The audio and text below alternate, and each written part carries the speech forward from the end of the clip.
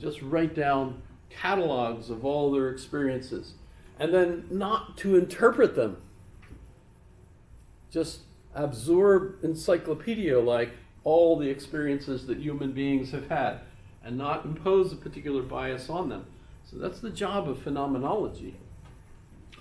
Husserl was Jewish and was Heidegger's mentor, and eventually Heidegger becomes an important professor in the German university system. And when Hitler takes over, the Nazi Party insists that all Jews be fired from their positions.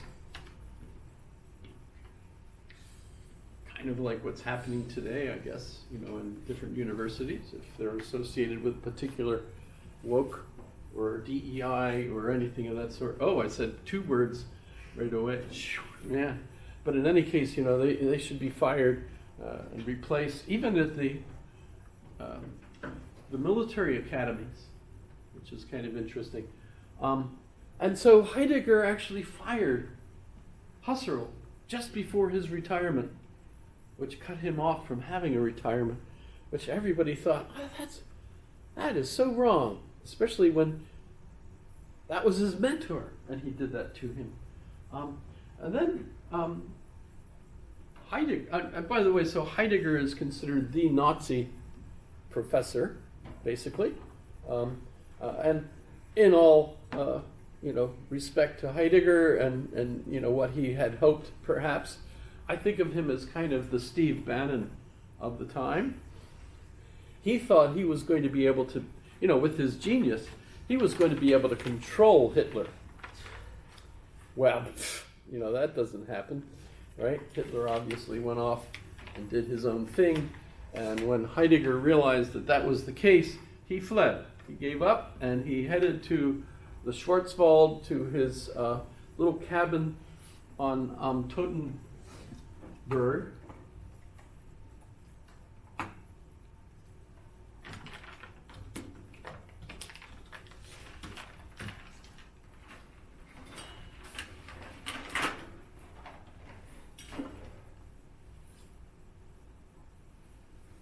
Heidegger, Martin.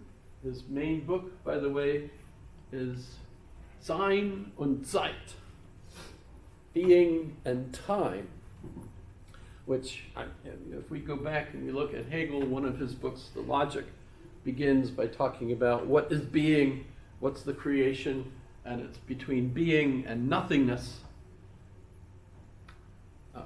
Being, is everything, but nothingness is, well, remember Sartre calls it coiled in the heart of being like a worm, and that gives us our human freedom.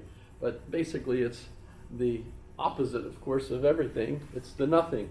And you get this relationship, a dialectical process for Hegel, etc.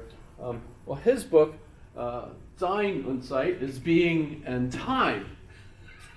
So he's playing along the same kind of development as Hegel's logic, but his focus is on the importance of time, and keeping in mind that this is concurrent with physics, and you've got Einstein already developing, the relativity, and time changes with the speed of light, right? So as the faster you go, the slower time goes, because it's an equation. So you got to have equivalence, right? And so if you're going at this speed, then time goes this fast. And if you go faster, then time has to go slower. If you go slower, time has to go faster. I got that right. Did I get that right? Any physicists? Well, something like that. In any case, his focus is on Sein und Zeit.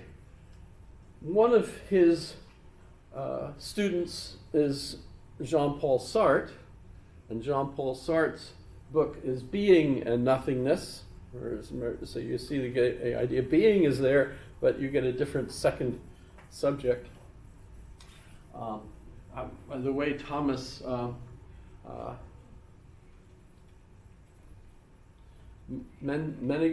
Menzinger, I forget his name at the moment, but his book is Being No One, because remember our concept of the self is that we're kind of like an infinite loop, and so there's no specific self that's persistent. You're always under development. So the idea of another one, Slavoj Žižek, his big book is Less Than Nothing. Less Than Nothing, which is hilarious because it's like 900 pages, so it's way more than, and it's absolutely silly. On the cover of the book is a picture of it's a black cover.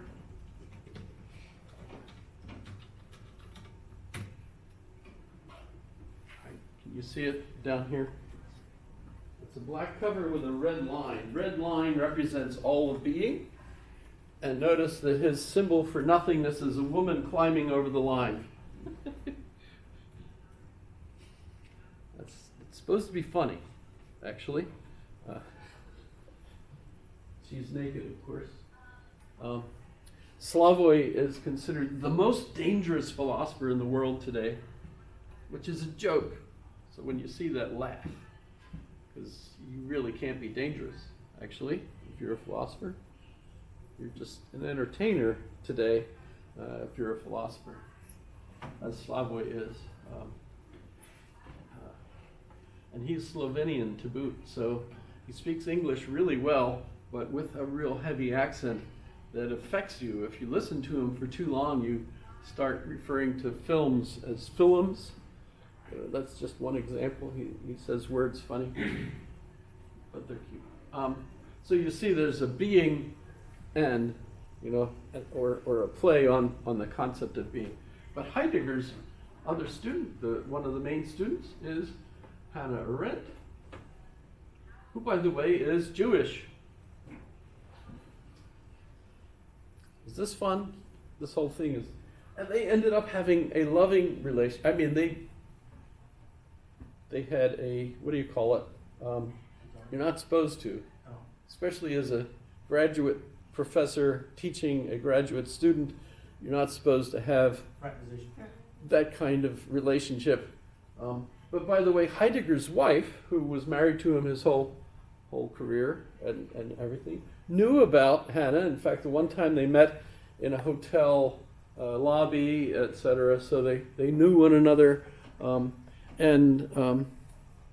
Mrs. Heidegger, Frau Heidegger, complained that Hannah smoked too much. So that was her main criticism of her, was that she smoked too much. Not that she was the lover of her husband, but that she smoked too much. But she became a newspaper reporter, and Hannah Arendt, and as a newspaper reporter during the war, World War II, she escaped from Germany, became an American. She married a professor at Baird College whose name was Professor Blücher. And in fact, it's one of the oddest things. If you go to Baird College,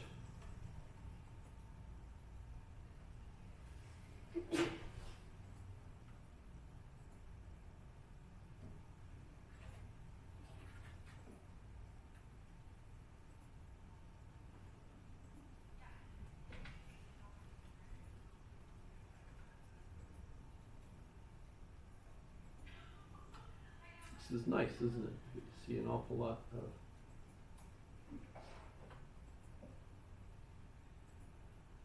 It's a lot of nice pictures.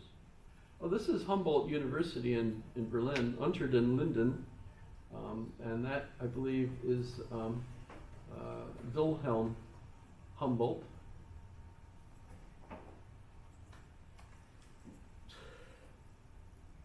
There she is. There's Heidegger, Edmund Husserl, Karl Jaspers. Here lived Hannah Arendt. etc. Oh, was that her husband there? I think. Nope. Sorry, I'm looking for the grave on Baird College. I'm just thinking it will be there. There you go. So notice this is on the campus of Baird College in New York. And notice that there's her name, Hannah Arendt Blücher. And right next to her, Professor Blücher taught at Baird College, so that's why the location. And notice her last name is Blücher. Why is that significant in my mind? Well, how many of you have seen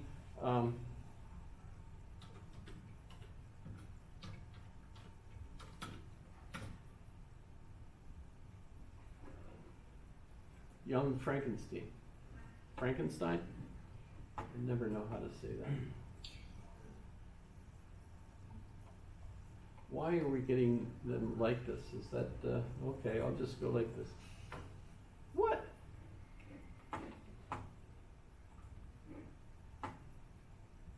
We'll go this way.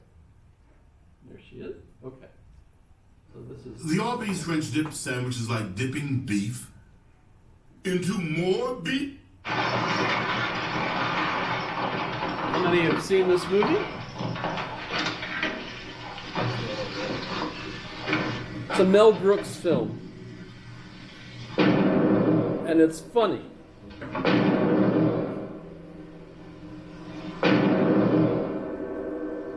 What knockers? Oh, thank you, Doctor.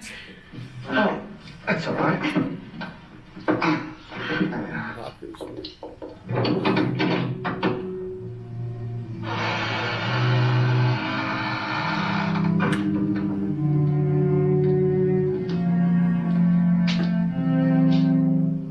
I am Frau Blücher. Steady! How do you do? I am Dr. Frankenstein. This is my assistant, Inga. May I present Frau Blücher? Okay, you get the idea? Every time they mention her name. Have been prepared, Herr Doctor. If you will follow me. Igor, would you bring the bags as soon as you're finished, please? Yes, Master. After you, Frau Blücher. Genug? Enough?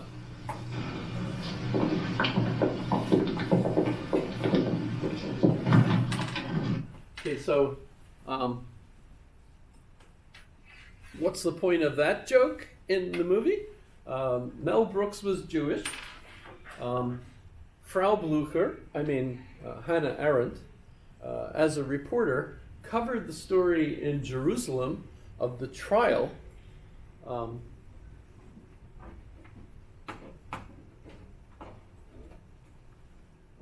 Let's go.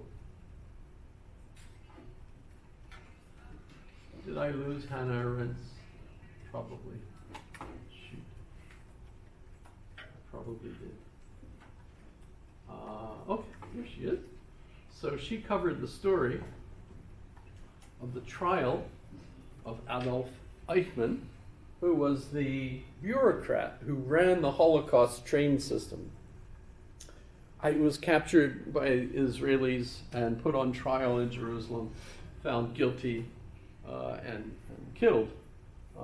And she was the American correspondent sitting there through the trial.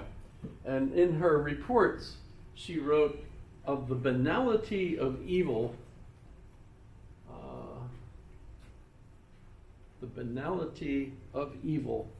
and it pissed off all of the Jewish people. Well, I can't say that it's true of all the Jewish people, but a lot of the Jewish people reacted horribly to that, because basically what she's saying was, he was just like you and me doing his job. It just so happened that his job was being in charge of all the Holocaust transportation. Evil, yes? But when you listened to him and you saw him, he was just talking about being an efficient, running the timetables, how many people on the train, et cetera, et cetera. In other words, he was just a normal person His job just happened to be running evil. And so she referred to that as the banality of evil, which basically means it's banal. It's like just almost normal. Evil is not something specific that's evil. It's instead just normalcy, except that people, of course, view that particular task or whatever as evil. So they were horrified, and a lot of people were very it ruined her career, basically, because as many people as could tried to make sure that she couldn't get ahead in any other way, et cetera, because of that.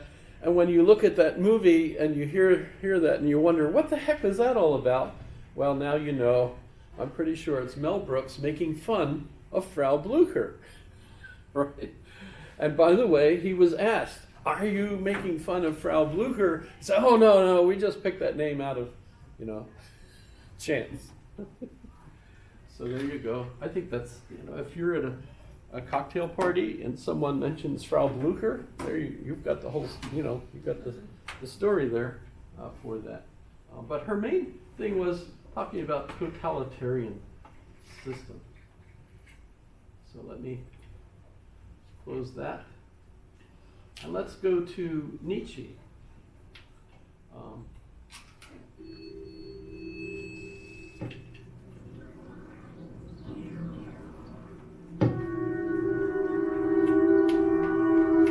This is the BBC, so you know it's good.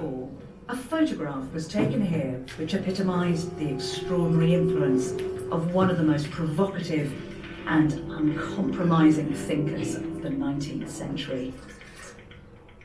It's an image of Adolf Hitler standing next to the bust of Nietzsche here in Weimar.